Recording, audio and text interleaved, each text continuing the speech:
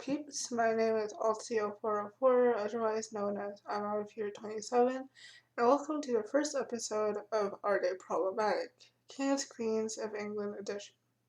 On today's episode, we are focusing on Athelstan, the first king of England. He has Stan in his name, so should we stan him? That's open to interpretation.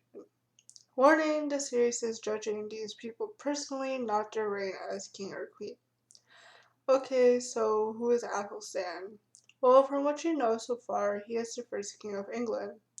It's a shame he hasn't have as much recognition as the other kings or queens on this list of monarchs. In the websites that I've based my research on, his birthday is unknown, but the year that he was probably born in was 894 AD. His death date is on October 27, 924 AD. It gives me chills that he died on my birthday hundreds of years ago. No wonder why I feel so unlucky. Athelstan did not have a wife because he is known as a pious king. He did not have any female or male favorites either. Well, he wouldn't have either a male or female favorite because he was a very pious man. Here is a poem based on his victory in the Battle of Brunanburh with the same name. Warning, I might stutter because my learning disability said no. Athelstan king, lord among earls, bracelet bestower, and baron of barons, he was his brother Edmund Athling, gaining a lifelong glory in battle. Slay with the sword edge, thereby Brunanburh, break the shield wall. Here did the Linwood hack the battle shield, sons of Edward, and with hammered brands. There was a greatness got from their grandsires. They sat so often in strife with their enemies, struck for their whores and their hurts and their homes. Bowed the spoiler, bent the Scotsman, followed the ship crews doomed to the death. All the field with blood of the fighters flowed from when first the great sun star of morning tide, lamp of the Lord God, Lord everlasting, glowed over earth till the glorious creature sank to his setting. There lay many a man, marred by the javelin, men of the Northland, shot over shield. There was the Scotsman, weary of war, we the West Saxon, long as the daylight lasted in companies, troubled the track of the host that we hated. Grimly with swords that were sharp from the grindstone, fiercely we hacked at the fires before us. Mighty Mercian, hard was his handplay, sparring not any of those that with and laugh. Warriors over the weltering waters, born in the bark's bosom, drew to this island, doomed to the death. 5 young kings put asleep by the sword stroke, 7 strong earls of the army of Anlaf fell on the war field, numberless numbers, shipmen and Scotsmen. The Norse leader, dire was his need of it, few were his following, fled to his warship, leaded his vessel to sea with the king in it, saving his life on the foul flood. Also the crafty one, Constantinius, crept to his Norse again, hoar-headed hero, slender one had he to be proud of.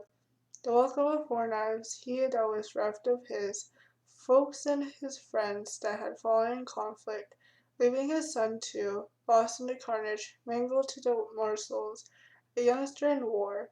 Slender reason had he to be glad of the clash of the war-glaive, traitor and trickster and spurner of treaties, he nor had and love, with armies so broken, a reason for bragging, that they had the better in perils of battle.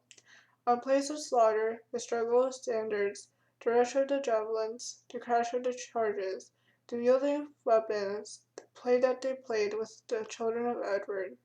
Then was their nailed prose, part of the Norsemen, a blood-reddened relic of javelins over, the jarring breaker, the deep sea below, shaping their way toward Dublin again, shamed in their souls. Also the brethren, King and Athling, each in his glory, one to his own in his own West Saxon land, glad of the war.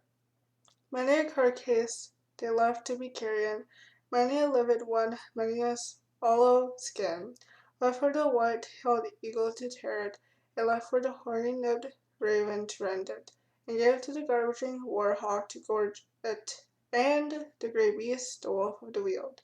Never had hugger, slaughter of heroes, slain by the sword edge, such as old writers have writ of in histories.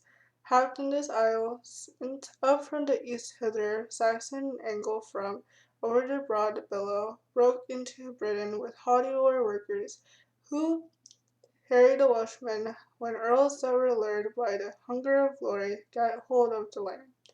Now, what does this poem tell us? Well, this poem tells us that he is a hero to his people, mostly because he kicked the Vikings out of England. In this part of the episode, we are discussing what are the good things he has done, and the major thing people talk about is this battle. One thing that caught my attention while watching In the Search of the Dark Ages, Athelstan, was the fact he released a slave and his family. Now, why am I making such a big deal out of this? Well, first of all, this usually never happens. Most kings would have never released their slaves at all. Another thing to note is that he made the execution age higher. Despite not having children of his own, Athlestan made a law that made the age of execution 15 instead of 12, because he felt like 12 was still too young. Instead, the child would be punished in different ways and will also be scolded. As much as I would like to say he was a good man, he still killed people in battle and through executions. He still killed children who were teenagers. I tried finding the number for how many people he killed and I didn't find any. Now this leads us to the question, is he problematic? Well, in the past, people did not see him as problematic because he was a hero towards them. But in my opinion, he is sort of problematic because he still killed people who were children through executions, and killing in general is problematic. The reason why I say he is sort of problematic is because he killed based on the severity of the crimes, and he killed in a just way. And no, I'm not justifying murder. It was expected of him to execute people and or go to battle. Thank you for watching, and in the next episode, we are going to discuss King Edmund the First.